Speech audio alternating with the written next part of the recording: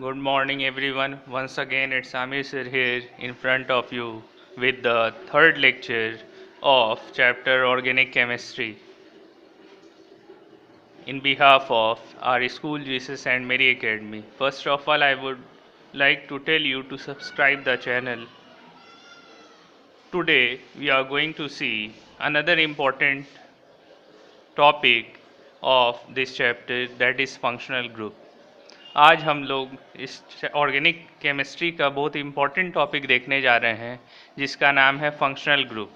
सबसे पहला काम है कि फंक्शनल ग्रुप है क्या, उसको पहचानेंगे कैसे और कौन कौन से फंक्शनल ग्रुप हैं और क्या क्या पढ़ना है, वो सारा आज हम लोग देखने जा रहे हैं। तो स्टार्ट करने जा रहे हैं फर्स्ट लाइन से कि फंक्शनल ग्रुप है क्या, उसको डिफ्रेंशिएट कैसे किया जाए। तो पहला पॉइंट है कि the different parts constituting a molecule of an organic compound are known as group or radical। मतलब ये हुआ कि अलग अलग मॉलिक्यूल में अलग अलग तरह के पार्ट्स मौजूद हो सकते हैं, अलग अलग पार्ट्स मौजूद हो सकते हैं ऑर्गेनिक कंपाउंड में, तो उनको ग्रुप्स कहा जाएगा और रेडिकल्स कहा जाएगा।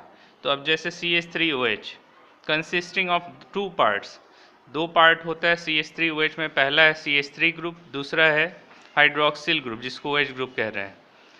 लेकिन however the characteristic property of methyl alcohol and the other member of homologous series known as alcohol, अब OH लगा हुआ है तो वो किस क्या कहलाता है, होमोलोगस सीरीज। किस होमोलोगस सीरीज का है, तो अल्कोहल का होमोलोगस सीरीज का है, are due to the presence of OH group.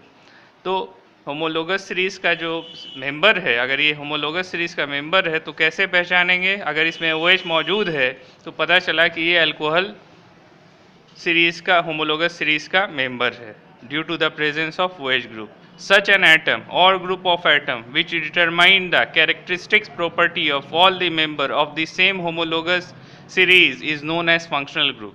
तो फंक्शनल ग्रुप क्या है, एटम हो सकता है, ग्रुप हो सकता है, ग्रुप्स ऑफ एटम हो सकता है, जो क्या डिटरमाइन करे, क्या बदलाए, डिटरमाइन द कैरेक्टरिस्टिक प्रॉपर्टी की basic property of all members of same homologous series.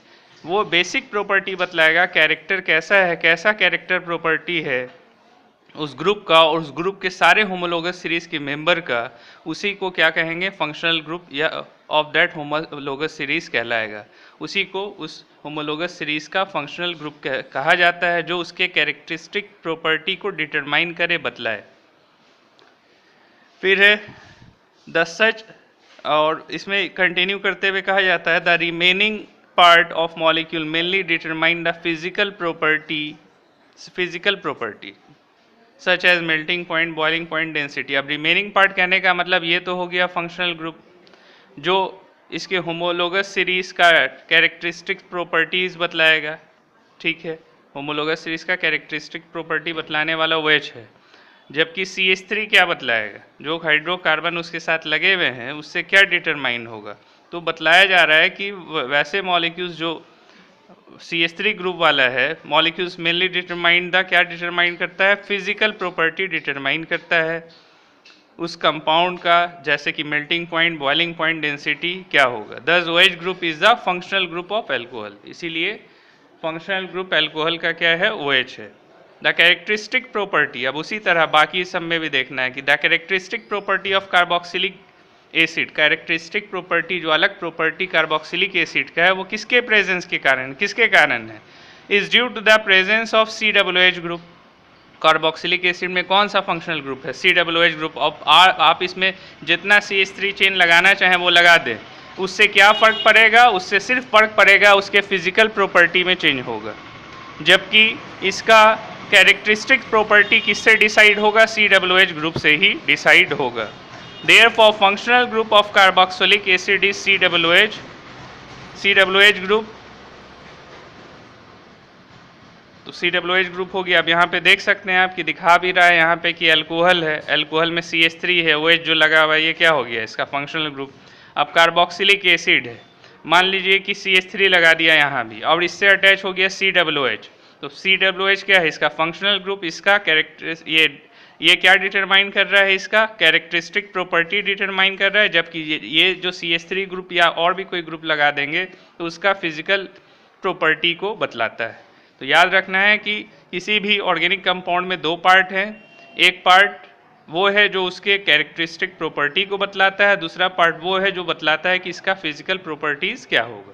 अब हम लोग देखने जा रहे हैं अलग अलग फंक्शनल ग्रुप्स के अलग अलग प्रॉपर्टीज़ को, कि अलग अलग फंक्शनल ग्रुप का क्या प्रॉपर्टीज़ है। तो अब यहाँ पे कॉलम बना दिया है homologous series, halo alkanes, halo का मतलब हो गया सॉल्ट, हेलो का मतलब हो गया हेलोजन ग्रुप, हेलो हेलो मतलब हेलोजन ग्रुप हो गए आपके, फ्लोरीन, क्लोरीन, ब्रोमीन, आयोडीन कुछ भी हो सकता है। अल्कोहल देख रहे हैं, ईथर है, एल्डिहाइड है, कीटोन है, कार्बोक्सिलिक एसिड है। तो ये हम लोगों को मेनली पढ़ना है इस चैप्टर में। तो सबसे पहला है halo alkanes, homologous series. General formula क्या होगा हेलो एल्केन्स का, तो CnH2n+1X। तो अब जैसे हम लोग एल्केन्स में CnH2n+2 लेते हैं, यहाँ क्या लेना है CnH2n+1 लेना है, और एक H को हटा के क्या लग जाएगा X लग जाएगा। X किसको कहेंगे, X हो जाएगा आपका फंक्शनल ग्रुप, वही यहाँ पे फंक्शनल ग्रुप होगा। हेलोजन में क्या हो सकता है, तो क्लोरीन हो सकता है, ब्रोमीन हो सकता है, और आयोडीन X के जगह पे लग सकता है। अब जैसे मीथेन का फॉर्मूला क्या है CH4, तो अब एक हाइड्रोजन को हटा के Cl लगा दिया, तो अब इसको क्या कह रहे हैं मिथाइल क्लोराइड। तो ये आपका होमोलोगस सीरीज, हेलो एल्केन्स का होमोलोगस सीरीज का मेंबर है। उसी तरह से इथाइल ब्रोमाइड, अब दो कार्बन, अब इथेन में C2H6 फॉर्मूला, इथेन में तो एक हाइड्रोजन हटा करके उसमें क्या लगा दिया ब्रोमीन, अभी क्या हो गया इथाइल ब्रोमाइड। तो ये आपका हेलो एल्केन्स का एग्जाम्पल्स हो गया। फंक्शनल ग्रुप क्या होता है हेलो एल्केन्स में, तो क्लोरीन, ब्रोमीन, आयोडीन हो सकता है। जनरल फॉर्मूला क्या होगा CnH2n+1X, X के जगह पे क्लोरीन, ब्रोमीन, आयोडीन कुछ भी हो सकता है। दूसरा फंक्शनल ग्रुप है अल्कोहल। अब अल्कोहल में क्या है OH, पहले भी देख चुके हैं, इसका जनरल फॉर्मूला क्या होगा CnH2n+1OH, सेम एल्केन के जैसा है। अब जैसे एल्केन में CnH2n+2 होता है, यहाँ +1 है, एक H को हटा के क्या लग गया, कौन सा फंक्शनल ग्रुप OH। अब फंक्शनल ग्रुप क्या है, तो सिंगल बॉन्ड से OH लग जाएगा। अब जैसे कि मिथाइल अल्कोहल, तो मिथाइल अल्कोहल क्या हो जाएगा फॉर्मूला, मीथेन में एक हाइड्रोजन हटा के OH लगाया CH3OH। इथाइल अल्कोहल का क्या होगा, इथेन में C2H6 है फॉर्मूला, उसका एक H हटा के OH लगा दिया इथाइल अल्कोहल। तो ये दोनों क्या हो गए आपस में अल्कोहल के होमोलोगस सीरीज हो गए, अल्कोहल का होमोलोगस सीरीज का मेंबर हो गया। तो अब पता ये चला कि अल्कोहल का जनरल फॉर्मूला क्या है, उसका फंक्शनल ग्रुप क्या है, और उसके एग्जाम्पल्स अल्कोहल के क्या हो सकते हैं, methyl alcohol, ethyl alcohol, propyl alcohol बढ़ सकता है इस तरह। तीसरा फंक्शनल ग्रुप है ईथर। अब याद रखिए ईथर जो है, ईथर कहते किसको है, ये तो अल्कोहल तक समझ में आ रहा है। ईथर में सिर्फ और सिर्फ एक ऑक्सीजन होगा और दो बॉन्ड इस तरह से उसका होता है, खाली होता है। अब इधर में आप R for alkyl group, R' कोई दूसरा एल्काइल ग्रुप भी लगा सकते हैं, सेम भी हो सकता है। तो अगर कोई आपसे पूछता है कि ईथर का फंक्शनल ग्रुप क्या है, तो बस ये है, ईथर का फंक्शनल ग्रुप O है। तो उसी तरह से जनरल फॉर्मूला क्या आ रहा है CnH2n+1, फिर क्या है O, क्योंकि अब दोनों तरफ क्या लगा हुआ है इसके, R लगा हुआ है। तो अब R में आप क्या लगाइएगा, अब मान लिया जाए कि इथेन का फॉर्मूला क्या है C2H6, इथेन का फॉर्मूला क्या है C2H6, तो अब एक H हटाएंगे तभी तो दूसरा कोई लग पाएगा। तो यहाँ पे क्या करना पड़ेगा C2H5 लगा दिया, इधर से लग गया, तो एक हाइड्रोजन तो घट गया ना। तो अब इसका जनरल फॉर्मूला क्या होगा CnH2n+1, ये ना होगा। फिर इधर में भी मान लो कि C2H6 था, C2H5 एक हाइड्रोजन हटा के इथाइल ग्रुप को लगा दिया, तो इसका भी जनरल फॉर्मूला क्या होगा CnH2n+1। तो अब कोई पूछ दे कि ईथर का जनरल फॉर्मूला क्या होगा, तो क्या करेंगे, तो CnH2n+1, फिर O आ जाएगा, फिर CnH2n+1। अब जैसे यहाँ दिया हुआ है कि CnH2n+1 O आ गया बीच में, फिर CnH2n+1, या फिर इसको ROR से दिखा सकता है, जैसे यहाँ दिखा रहे हैं ROR'। अब R कहने का मतलब एल्काइल ग्रुप हो गया, एल्काइल ग्रुप कहने का मतलब मीथेन का फॉर्मूला है आपका CH4, तो उसमें एक हाइड्रोजन कम कर दीजिए, इसको क्या कहेंगे मिथाइल। इथेन का फॉर्मूला C2H6, उससे एक हाइड्रोजन कम कर देंगे, क्या हो जाएगा C2H5 इथाइल, तो मिथाइल इथाइल। तो ये R का मतलब होता है एल्काइल ग्रुप, ये क्या है एल्काइल, एल्काइल में एक हाइड्रोजन कम होता है एल्केन सीरीज के। अब वो जो है आपका एक हाइड्रोजन हटेगा, यहाँ पे आके ये अटैच हो जाएगा, इधर भी आके अटैच हो गया। तो इसका जनरल फॉर्मूला क्या हो सकता है, और ROR', जहाँ पे मिथाइल, इथाइल, प्रोपाइल कुछ भी आप ले सकते हैं। इसको ओपन करके फंक्शनल ग्रुप दिखा रहा है यहाँ पे। तो फंक्शनल ग्रुप याद रखना है O ही होगा, single bond OO। Single bond इस तरह से जो दिखा रहे हैं, इसका फंक्शनल ग्रुप ये होगा, ये याद रखना है। 2 बॉन्ड खाली होता है उसका। अब देख लीजिए जैसे कि यहाँ पे दिखा रहा है CH3 लगा हुआ है, O है, फिर CH3। अब इसका नाम क्या होगा नोमेनक्लेचर में डिटेल में देखना है, बस यहाँ जान लीजिए। तो ईथर लगा हुआ है, फंक्शनल ग्रुप O है, तो अब डाई मिथाइल, इधर भी मिथाइल ग्रुप, इधर भी मिथाइल ग्रुप, तो कितना मिथाइल ग्रुप हुआ? 2। क्या बोलेंगे? Di methyl ether. उसी तरह से अगर इधर C2H5 लगा दे, उधर भी C2H5 लगा दे, तो C2H5 को क्या कहते हैं? इथाइल। दोनों तरफ लगा हुआ है तो क्या कर देंगे? डाई इथाइल ईथर कहलाएगा। तो ये हो गया आपका तीसरा फंक्शनल ग्रुप ईथर। अब चौथा फंक्शनल ग्रुप क्या है? तो चौथा फंक्शनल ग्रुप है अल्डिहाइड। अब अल्डिहाइड में क्या है? तो अल्डिहाइड में याद रखिए, अल्डिहाइड में होता है CHO। अल्डिहाइड में फंक्शनल ग्रुप होता है CHO। और इसको ओपन करके अगर दिखाएं तो C, क्योंकि C का 4 बॉन्ड होता है तो O जो है डबल बॉन्डेड हो जाता है इस तरह से O, और इधर में एक H आता है। इधर से आप कोई भी अल्काइल ग्रुप यहाँ पे लगा सकते हैं। तो फंक्शनल ग्रुप क्या हो गया? अल्डिहाइड का CHO। या तो ऐसे लिखें या ऐसे लिखें, फॉर्मूला ओपन करके। एल्डिहाइड में फंक्शनल ग्रुप क्या होगा? CHO, याद रखना है। तो यहाँ पे दिखा रहा है CnH2n+1, सेम वही बात है। यहाँ पे अगर हम लगा दें, इथाइल लगाते हैं, इथेन का C2H6 होता है, एक हाइड्रोजन हटा के 5 लगा दिया, उसकी जगह CHO लगा दिया, ठीक है। तो इस तरह से कोई भी अल्काइल ग्रुप जो है यहाँ पे आप RCHO लगा सकते हैं, कोई भी अल्काइल ग्रुप यहाँ पे लगाया जा सकता है, उससे इसका नाम डिसाइड होगा। तो यहाँ पे वही दिखा रहा है कि CnH2n+1 CHO लग गया, या RCHO भी हो सकता है, जनरल फॉर्मूला अल्डिहाइड का। फंक्शनल ग्रुप अभी दिखाएं वहाँ पे कि इधर से खाली कोई भी अल्काइल ग्रुप लगाइए, CHO, C double bond OH। अब जैसे यहाँ पे इस जगह पे H लगा दिया तो अब उसका नाम क्या हो जाएगा? एक ही कार्बन है, तो इसको मिथेनल भी कहा जाता है, आगे देखेंगे, और कॉमन नेम है इसका फॉर्मल्डिहाइड। उसी तरह से 2 कार्बन है, CH3 है, इसके साथ क्या लग गया? CHO, यहाँ पे CH3 लगा देंगे, तो इसको कहते हैं इथेनल, आयुपिक नेम। और कॉमन नेम इसको ऐसे कहा जाता है एसीटल्डिहाइड। 2 कार्बन को एसीटल कहा जाता है, तो एसीटल्डिहाइड हो गया। इसका देखना है नोमेनक्लेचर जब आएगा आयुपिक कैसे नाम होता है। उसके बाद है आपका अगला फंक्शनल ग्रुप कीटोन। अब कीटोन में क्या है? तो कीटोन में जो फंक्शनल ग्रुप होता है वो देख लीजिए। कीटोन में जो फंक्शनल ग्रुप है वो होता है CO। कीटोन का फंक्शनल ग्रुप क्या है? CO, ठीक है। ईथर में क्या था? ईथर में सिर्फ O था इस तरह से, जबकि अल्डिहाइड में क्या देखा? C double bond O H CHO था, जबकि कीटोन में क्या होगा? CO group. अब इसी को ओपन करके ऐसे भी लिख सकते हैं, C सिंगल बॉन्ड इधर से हो गया, डबल बॉन्ड O। अब इधर दोनों हाथ इसका भी खाली जैसे ईथर में था, जबकि अल्डिहाइड में एक ही साइड खाली था अल्काइल ग्रुप लगने के लिए। इधर में भी R लग सकता है, इधर में भी R लग सकता है। तो ये जो है आपका, ये हो गया आपका कीटोन। कीटोन का फंक्शनल ग्रुप यही है, C डबल बॉन्ड O, दोनों साइड में R डैश लग सकता है, ठीक है। तो अब इधर में आप CH3 लगा सकते हैं, C डबल बॉन्ड O हो गया, CH3 हो गया, ठीक है, जैसा कि ईथर में लगा रहे थे। देखा जाए यहाँ पे जनरल फार्मूला भी वैसे ही होगा, CnH2n+1, C double bond O बीच में आ गया, फिर इधर में फिर C2H5 अगर लगा दें तो फिर क्या होगा? CnH2n+1 ही होगा। तो C2H5 CO C2H5। और जनरल फार्मूला क्या ले सकते हैं? ROCO R dash, general formula. अब फंक्शनल ग्रुप बतला चुके क्या होता है कीटोन में? CO, C double bond O, दोनों बॉन्ड जो है खाली रहता है, अल्काइल ग्रुप जुड़ता है उससे। अब एग्जांपल देख लीजिए, अब जैसे CH3 CO CH3, अब इसको क्या कहते हैं? एसीटोन कहा जाता है, एसीटोन कॉमन नेम है।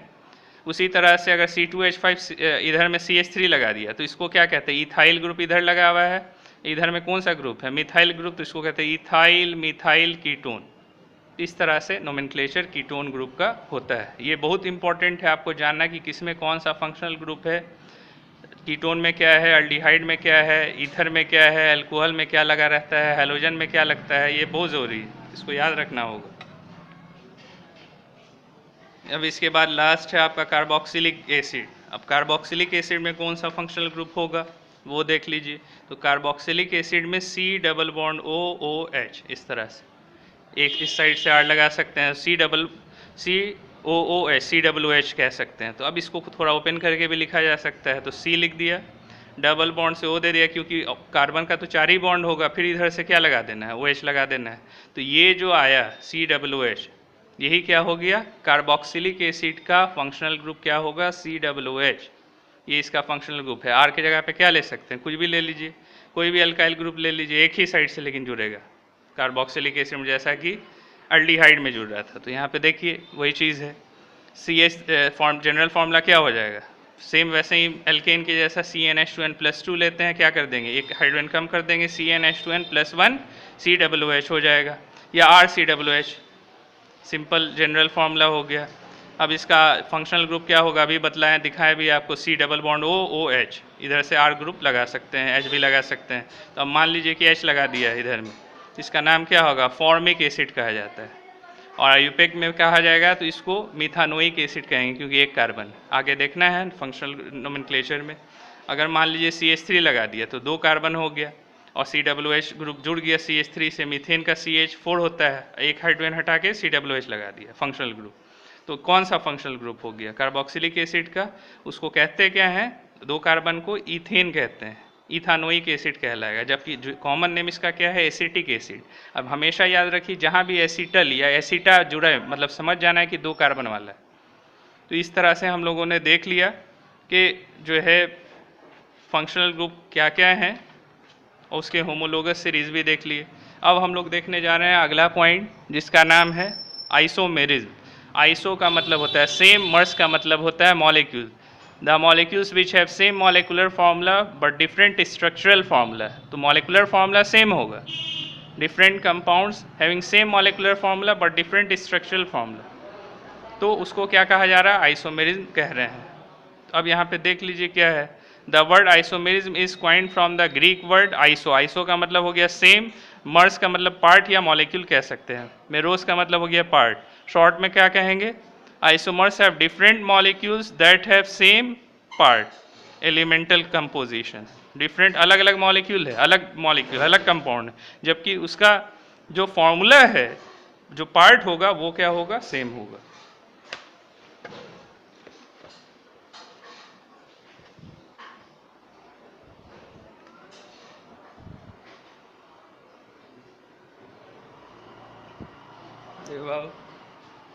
सेट करो। अब यहाँ पे क्या है कि आइसोमेरिज्म का डेफिनेशन हम लोग देख लें कि डेफिनेशन क्या है आइसोमेरिज्म का।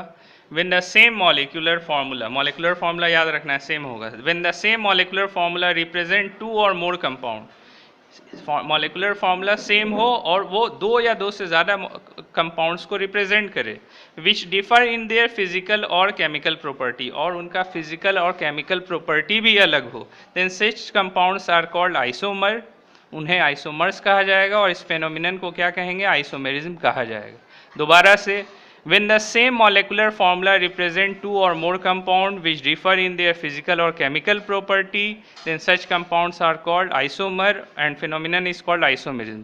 In general कहें तो the different compounds which have same molecular formula but different structural formula are called isomers. अब क्या है कारण, आइसोमेरिज्म का क्या कारण है वो देख लिया जाए। पहला रीज़न है different in the mode of linking of atom, difference in the mode of linking of atom. Mode of linking of atom कहने का मतलब एटम जो लिंक है, कार्बन कार्बन का जो एटम लिंक है उसका मोड, मतलब हो सकता है कि कुछ कार्बन स्ट्रेटली लिंक्ड हो, कुछ इस तरह से, मान लीजिए कुछ कार्बन 4 कार्बन का चेन है, इस तरह से स्ट्रेट चेन से लिंक्ड है। हो सकता है कि 3 कुछ इस तरह से हो, एक बीच में आ जाए। तो अब इसमें क्या है, इसका मॉलिकुलर फार्मूला तो सेम मैच लगा सकते हैं, बस यहाँ समझाने के लिए बना रहे।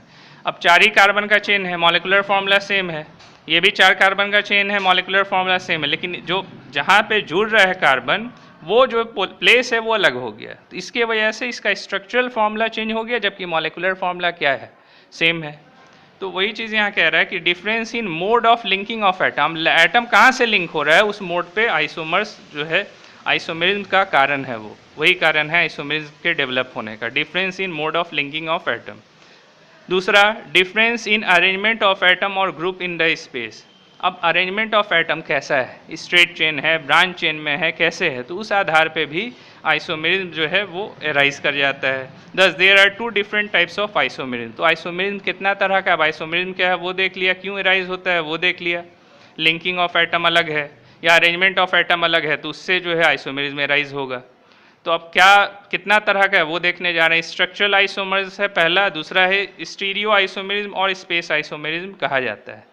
तो अब सबसे पहला है स्ट्रक्चरल आइसोमेरिज्म क्या है, फिर उसके भी टाइप्स हैं वो भी देखना है। तो जान लिया जाए कि स्ट्रक्चरल आइसोमेरिज्म क्या है।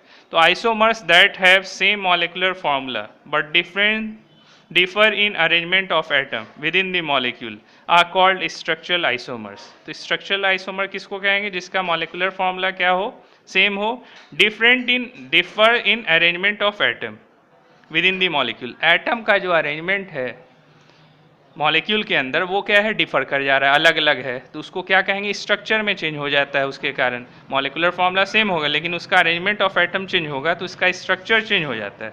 तो स्ट्रक्चर के अरेंजमेंट में जो चेंज आता है उसके कारण जो आइसोमेरिज्म ये मॉलिक्यूल आता है रिप्रेजेंट करते हैं, उसके कारण जो आइसोमेरिज्म आएगा उसको स्ट्रक्चरल आइसोमर्स कहेंगे।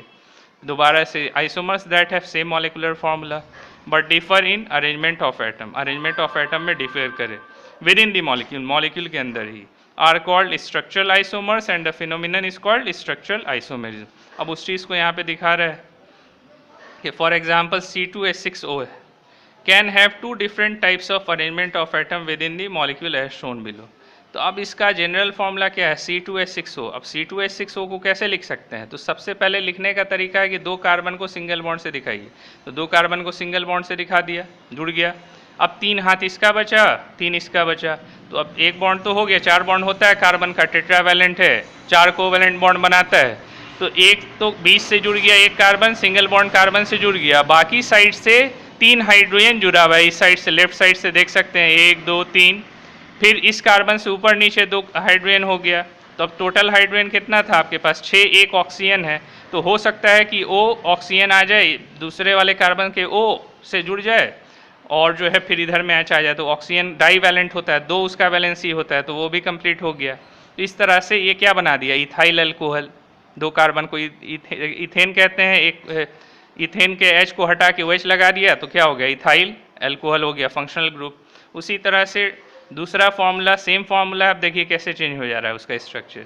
अब क्या किया, इधर भी CH3 ले लिया, इस कार्बन से भी CH3 ले लिया, बीच में O डाल दिया, ईथर वाला जो है आपका केस जैसा देख रहे थे पहले, ईथर बना दिया। तो ये अल्कोहल है, ईथर है, मॉलिक्यूलर फॉर्मूला सेम है लेकिन स्ट्रक्चरल फॉर्मूला क्या हो गया, अलग हो गया। इसी को स्ट्रक्चरल आइसोमेरिज्म का एग्जाम्पल कहा जा सकता है। इसको क्या कहेंगे, डाइमिथाइल ईथर, वही है।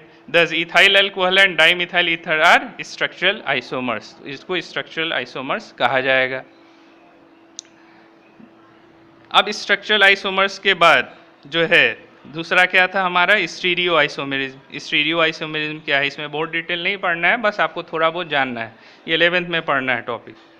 Isomers that have same constitution, structural formula भी सेम होगा, same constitution structural formula but different in arrangement of atom और ग्रुप इन स्पेस।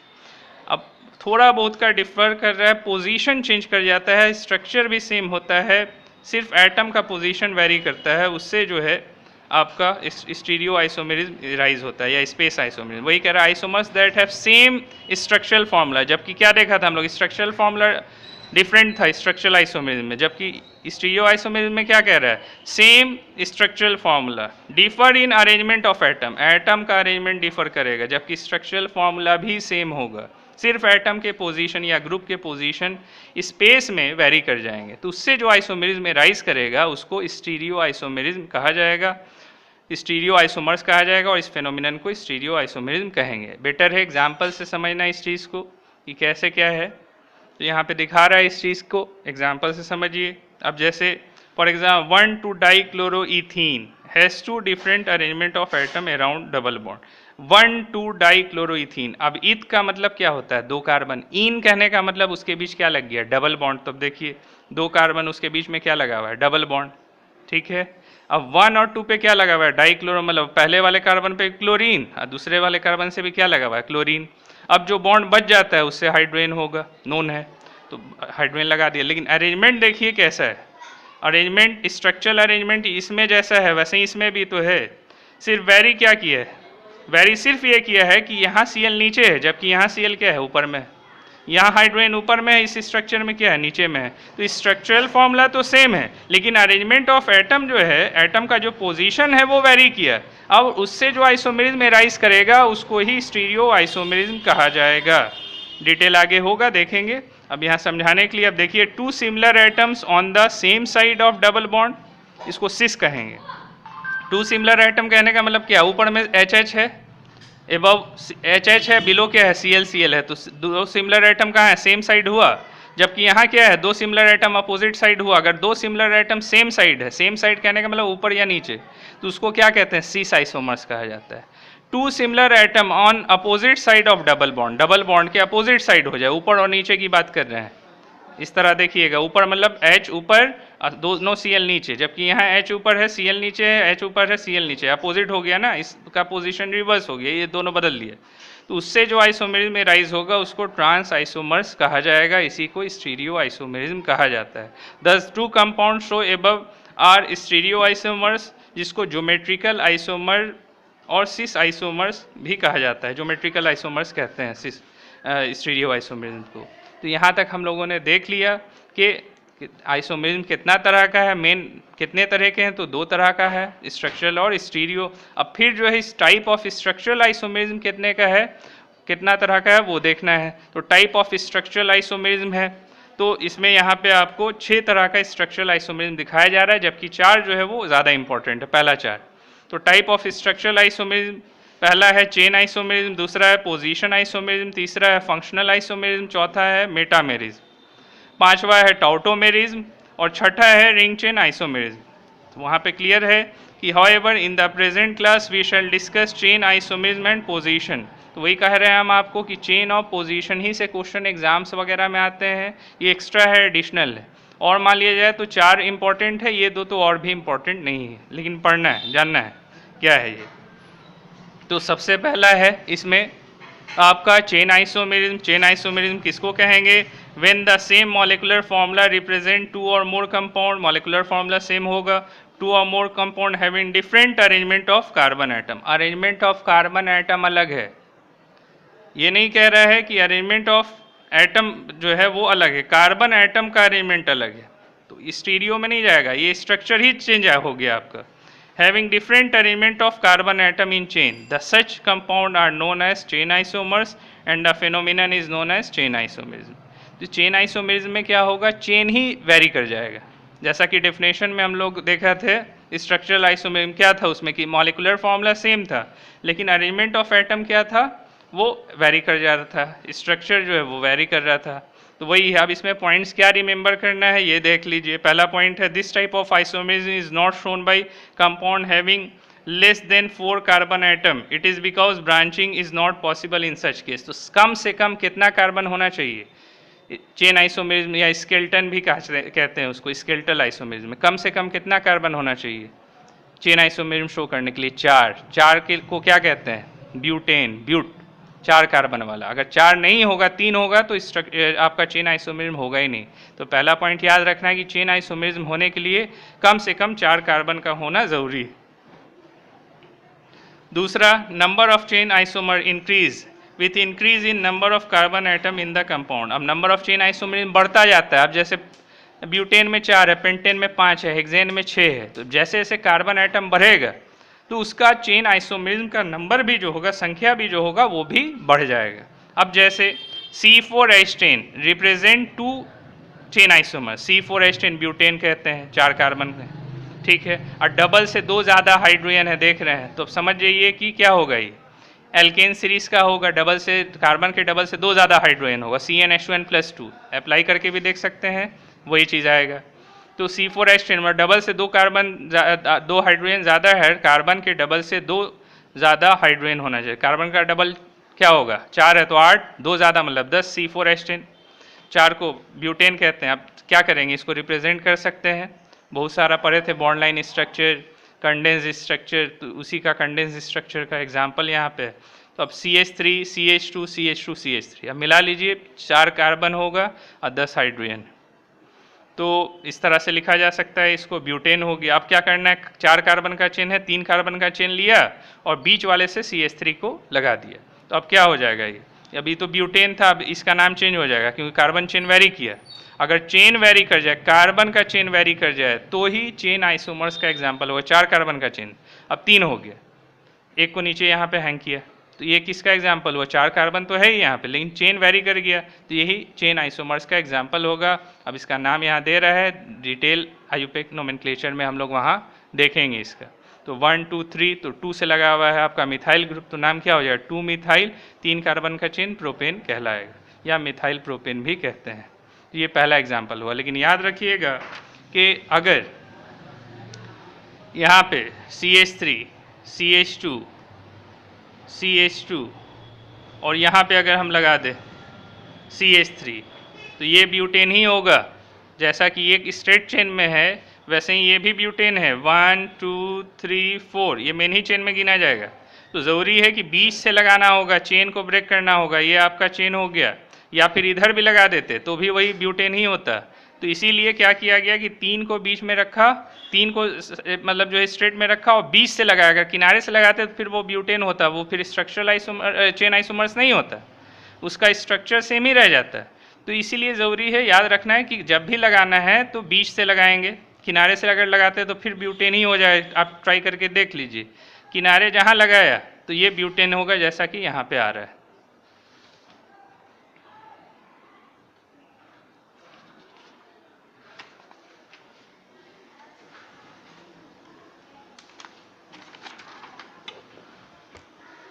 और भी कुछ एग्जाम्पल्स देख करके एंड करेंगे।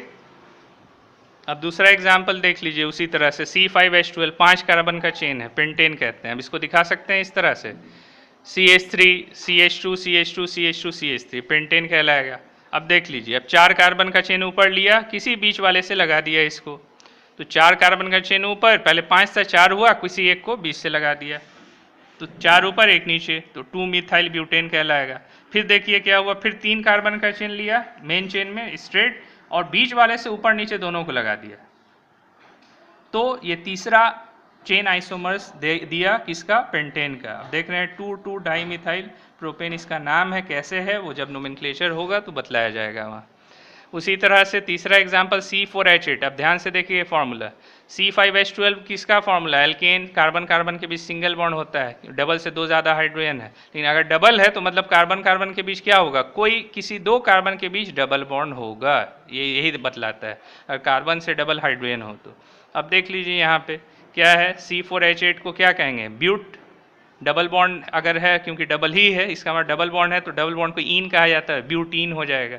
अब यहाँ देखिए CH3, CH2, CH, अब यहाँ पे क्या कर दिया, कहीं भी किनारे लगा सकते हैं आप, किनारे लगाना है किसी 2 कार्बन के बीच, लास्ट वाले से लगा दिया गया। तो अब ये क्या हो गया? ब्यूट 1 इन, 1 से लगा दिया, 1 नंबर कार्बन से अगर इधर से काउंट करते हैं तो इसको क्या कहेंगे? ब्यूट 1 इन या ब्यूटीन भी कहा जा सकता है। उसी तरह यहाँ पे क्या हुआ, आप देख लो, 3 कार्बन का चेन ऊपर ले लिया, ठीक है, और बीच वाले से एक CH3 लगा दिया। अब याद रखना है कि इसका जो बॉन्ड है वो बराबर होना चाहिए, बॉन्डिंग बराबर होना चाहिए, 4 बॉन्ड होना चाहिए, कार्बन का फुलफिल होना चाहिए हर केस में, ये ध्यान रहे जब भी आप लिख रहे हैं। अब देखिए इस पे हाइड्रोजन नहीं डाला, क्यों? क्योंकि इस पे CH3 डबल बॉन्ड यहाँ हो गया, एक तीसरा बॉन्ड, चौथा बॉन्ड, 4 बॉन्ड तो हो गए। अब इसको क्या कहेंगे? 2 मिथाइल प्रोपीन। नोमेनक्लेचर दोबारा से हम कह रहे हैं कि ऐसे आया, वो बतलाया जाएगा आपको। फिर चौथा एग्जाम्पल हो गया C4H9OH। अब समझिए किस सीरीज़ का है? अल्कोहल सीरीज़ का है। C4H9OH, 4 कार्बन को ब्यूटेन कहते हैं, उसमें अल्कोहल लग गया तो ब्यूटेनॉल या ब्यूटाइल अल्कोहल कहलाएगा। इसका 2 आइसोमर्स होता है। अब पहला आइसोमर क्या कर रहा है, तो चारों कार्बन को स्ट्रेट चेन में लिया, उससे लास्ट से OH लगा दिया, उसको क्या कहेंगे? ब्यूटेनल, ब्यूटेनॉल, ऑल लग जाता है, ऑल, या ब्यूटेन 1 ऑल, या ब्यूटाइल अल्कोहल। तो आईयूपीएसी नेम लिखा हुआ है। ये कैसे आया ये हम फिर बाहर आगे आपको बतलाएंगे। अब इसमें देखिए क्या हुआ, 3 कार्बन का चेन ऊपर लिया, बीच वाले CH3 लगाया, OH का पोजीशन सेम है, फंक्शनल ग्रुप OH का पोजीशन नहीं चेंज हुआ है, सिर्फ एक CH3 कार्बन का जो चेन है वो चेंज हो गया, 3 ऊपर है, एक बीच से लगा दिया। तो अभी इसका नाम 2 मिथाइल प्रोपेन 1 ऑल लिखा जा रहा है। इसका डिटेल जो है वो हम लोग देखेंगे आगे। एक और पोजिशनल आइसोमेरिज्म एंड करके यहाँ पे हम लोग ओवर करेंगे। पोजिशनल आइसोमेरिज्म क्या है, ज़रूरी है कि इसको अभी समझ लिया जाए पोजिशनल आइसोमेरिज्म को। तो पोजीशन आइसोमेरिज्म किसको कहेंगे? When the same molecular formula represent 2 or more compound which differ in position of same functional group.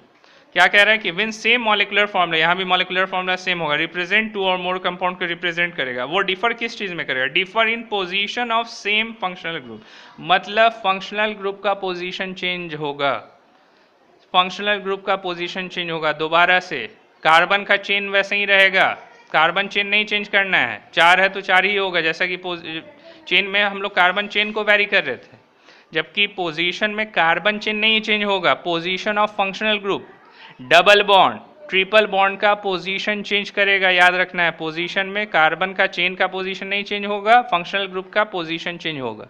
अब पहले कार्बन पे हो सकता है, दूसरे पे हो सकता है, तीसरे पे हो सकता है। तो वही कह रहा है कि when the same molecular formula represent two or more compound which differ in position of, which differ in position of